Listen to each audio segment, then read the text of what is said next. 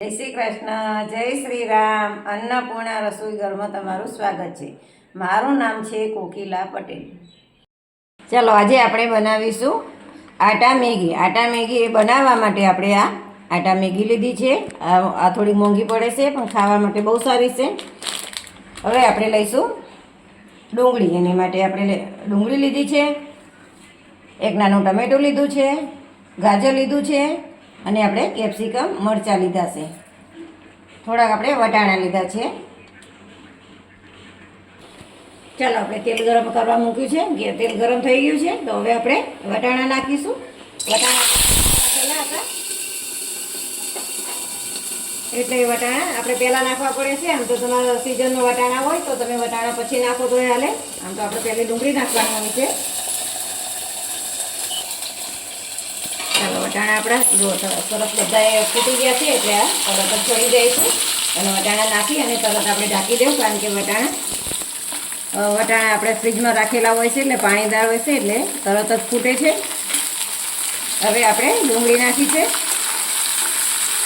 સિઝનના વટાણા હોય તો તમે પહેલાં ડુંગળી નાખો તો પણ વટાણા છોડી જાય છે પાણી છોડે, અને આપણે ફ્રીજમાં રાખેલા વટાણા હોય છે એટલે જલ્દી છોડતા નથી, થોડા ચબળ હોય છે. આ થોડીક વાર આપણે સાતરવાનું છે.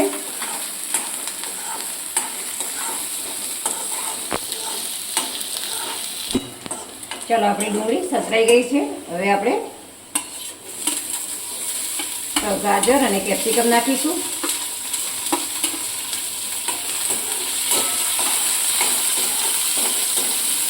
એને પણ આપણે થોડીક વાર સાતરવાનું છે, 2 મિનિટ માટે. આપણે આને ઓવરકુક નથી કરવાનું.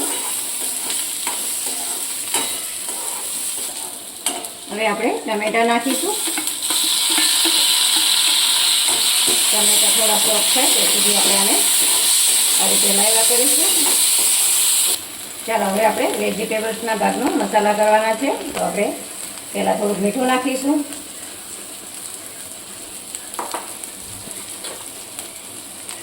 ચપટીક આપણે હળદર નાખીશું અને થોડુંક આપણે લાલ મરચું નાખીશું અને થોડુંક આપણે ધાણા જીરું નાખીશું. બધું આપણે અડધી ચમચીથી ઓછું નાખીશું, કારણ કે આનો મસાલો આવે છે મેગીનો. હવે આપણે આ મેગીનો મસાલો નાખીશું. અને ટેસ્ટ મેકર પણ કહેવાય છે.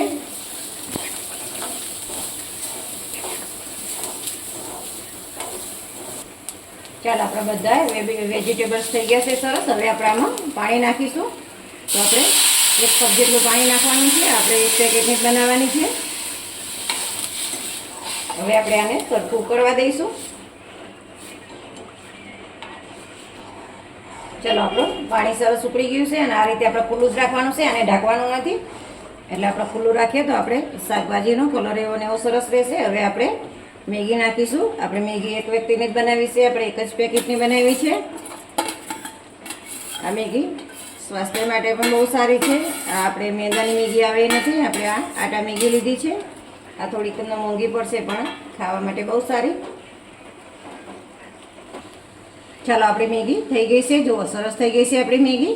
આને તમે થોડીક રસાવાળી પણ બનાવી શકો છો. આપણે આ નાસ્તામાં ખાવાની છે એટલે આપણે રસો નથી રાખ્યો. ચાલો હવે આપણે આમાં કોથમીર નાખીશું.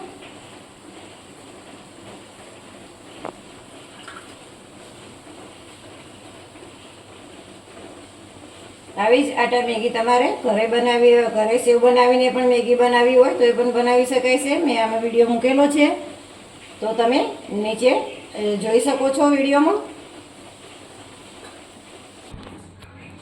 ચાલો આપણી મેગી બની ગઈ છે. તો તમે આવી મેગી ઘરે બનાવજો અને અમને કોમેન્ટમાં જણાવજો. અને લાઈક કરો, શેર કરો અને સબસ્ક્રાઈબ કરવાનું ભૂલતા નહીં.